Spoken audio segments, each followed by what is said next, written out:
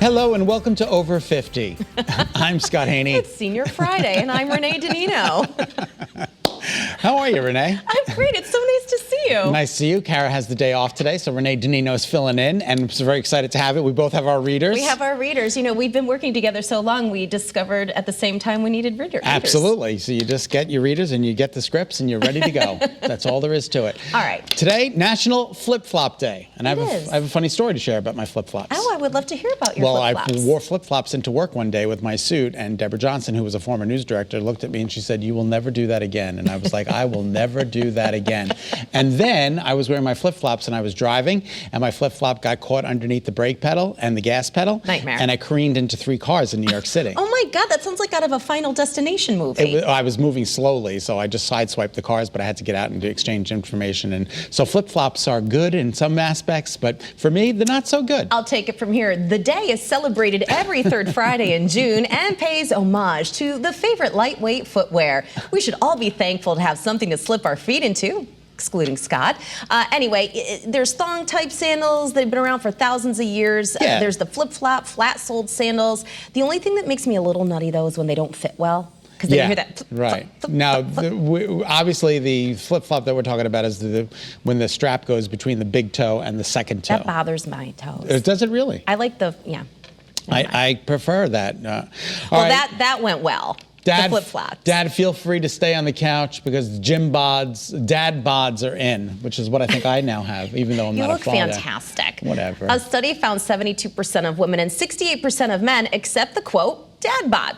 Those numbers are slightly up from the 2018 study when apparently dad bod wasn't fun. Look at these guys are all working out, and this guy's thin. The guy that we're talking about, he's working out too. These guys don't have dad bods. Doesn't matter what you look like, as long as you feel good. They said they also found more than 3 in 5 Americans agree that men with dad bods have happier marriages. Yeah, because no one wants a skinny husband. Does Sal have a dad bod? Sal is thin, and it makes me nuts because he'll eat a pasta at 10 o'clock at night and want me to join him, and I'm like, I can't process pasta like you, Sal. Right, exactly. That's very annoying. It is annoying. I'm coming out. Diana Ross is thankful. I want the world to know. The former Supreme singer is releasing her first studio album in 15 years. And it's called Thank You. The title track and first single dropped Thursday. She's 77. God and bless. Renee, as I always share, the best concert that I ever went to was Diana Ross at the Bushnell. I would believe that 125,000%. We were on our feet. Yeah. She came out for 90. Her daughter was the warm-up act. Yep. She came out for 90 minutes. Oh, God. She sang for 90 minutes, 4 costume changes. It was the best concert ever. If you ever have a chance to go see Diana Ross, go see Diana Ross. I'm so jealous of you. I haven't seen her, believe it or not, in my career. And Ever? And I've heard you mention the story because you just think about it. It's just momentum and movement and happy. I was with my friends Kyle Rose and Joe Suarez and Dave and who else was there? Thanks for watching Better today. Thanks for watching Better Connecticut. Yeah. Dave Just keep and working on the list. Mark Nicorado. That's who I'm trying to remember. And Paul. Yes, we weren't together, but we were there together in spirit. And it was a wonderful night. It was a wonderful night.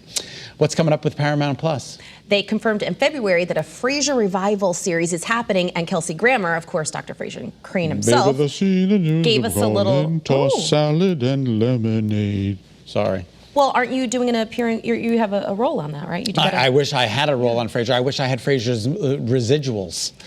Wouldn't that be nice? Wouldn't that be nice? Why did he come back to work? I would just quit and just retire on my residuals. This is why he's coming back to work. Listen.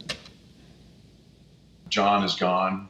The man who played Martin, the actor who played Martin, and that was a very sad thing for us all because honestly, I didn't know my own dad very well, and so I had a chance to kind of play out this decade of love with a guy that was, my sort of surrogate father, and we were really close, and I miss him.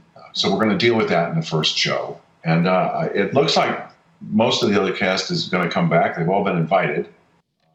Well, that was a little bit of a, we didn't see that one coming. I didn't see that one coming. Feel a little, No. Victoria's Secret is redefining sexy. All right. right, let's just call it women empowerment. Which I think is great for a women's clothing company. They should cater to all women for every size and every nationality. We're all sexy. Everybody's sexy. But this has a nice charitable twist to it as well, because it's going to fund women's cancers. The Victoria's Secret collective features actress Priyanka Chopra, athlete Megan Rapinoe, and Victoria's Secret's first transgender model, women, Valentina Sempio. You think all these women just sit around and say, hey, you're beautiful. Hey, you're beautiful too. Hey, let's be pretty together, right? Yeah, that's exactly the conversation. Yeah, I think that's the conversation. They start the photo shoot and everyone just calls everybody beautiful. And then do you think they're bringing Dunkin' Donuts for all of them? Probably not. I don't know. Scott. Kohls has joined the growing list of major retailers who are going to be closed on Thanksgiving. And I love this. Applaud this. Yay, Kohls. Good for you. For the second year in a row, Kohls has made the decision to give its employees the holiday off before Black Friday. The Wisconsin-based retailer joins Target, Walmart, as you said, and Best Buy in closing for the Thanksgiving holiday. And Kohls says any of its customers who still want to shop while they eat their turkey can still do so virtually through the store's mobile app or website. But don't do it at my turkey table. No, exactly. No shopping. No shopping, right. Yeah. I do want to go back to the Victoria's Secret. I think that they should represent all sizes. I really do. I think all women are beautiful, and I think that they should represent all sizes. Absolutely. So, absolutely. Everybody is sexy. Women are getting on the quarters. This is also awesome. This is amazing. Poet and author Maya Angelou, astronaut Sally Ride, Cherokee Nation leader. I'm so happy about Maya Angelou. Wilma Mankiller, I know, right? Amazing. Long overdue. Are among the I'm happy amazing. For all of them. They're female trailblazers. Absolutely. And they're going to be on quarters. I think they're going to start doing it in 2022. And they're going to go through 2025. They said that there's going to be 5 new designs that are going to be issued each year from those years. So that's very exciting. Like normal people that you can relate to are going to be on our money. I think I'm not necessarily a coin collector, but I feel like I'm going to collect these. I feel like I would definitely do that to pass down for generations, so my niece has them. I love it. Now, when I was at Renee's house, when was the last time I was at your house? It was like around the start of COVID. There was a certain smell, and it reminds me of this story. A real estate agent is calling a Colorado Springs property the house from hell. Are you seriously saying that right now? My house is fantastic. I'm kidding. You could take this story on your own. Now, this is apparently not only is the house in disrepair, but it has a certain look at this house. I mean, it's literally. You just got your last invite to my house. Now, while it's not the Amityville horror, it certainly looks like it. Look at this. The 5-room home has a unique set of paranormal challenges. Look at that. Could you imagine cleaning that up? And first of all, how much were they trying to sell this house for? Right, so the house isn't haunted. It's just in disrepair. Vandalized. And they say the smell alone, they won't sell it to anybody unless they come and smell it first. That's a selling point. It's going to cost over $800,000 to fix this house. Why don't you just burn it down and start from the ground up? I don't know, but you can totally tell. Like, wouldn't this be a great show for the Property Brothers to get a hold of? Let me tell you something. That carpet up those stairs, do not touch that. That is disgusting. Don't touch anything in that house. And my house is totally clean and fine. Take that back. I take it back. It's totally clean and fine. All right. Talk about a makeover. You have to see the transformation of a stray dog. We love this story. Found in Kansas City. All right. Look at this, Scott. I feel so bad. So mad. He didn't even walk. He was so mad. And he kind of was an internet sensation. Oh, so we have the before and afters. Let's see. We see definitely the before. Now we're going to see, they shaved it. They put him under anesthesia. And this is the Casey Pet Project in Kansas City, Missouri, which determined that. And by the way, this is 11-year-old. 11 years old. Look at this. Look at that. It's an 11-year-old. Oh my gosh. Oh, look at him. Oh, hi, Pookie Fairface. Oh, look at his tail. Little tail's wagging. He's like, I got all the weight of the world off of me. It took 2 veterinary staffers. They had to give them the mother of all shaves, by the way. A little bit of sedation. But now look at that. And they named the hairless wonder now. Guess what his name is?